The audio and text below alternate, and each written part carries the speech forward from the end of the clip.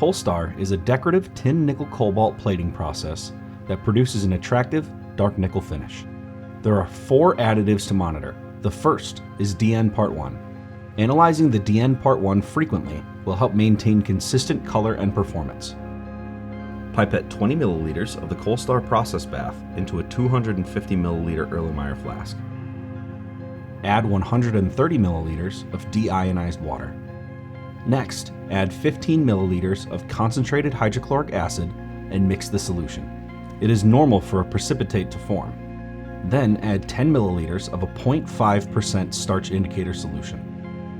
Titrate with 0.1 normal iodine until a dark blue endpoint appears.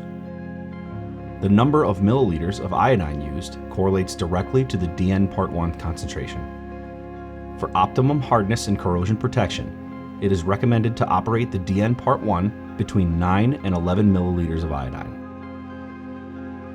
For technical questions or to purchase the chemical reagents needed to perform this titration, please contact our Metalline office at 262-241-3200 or email us at info@metallinechemicals.com. Thank you.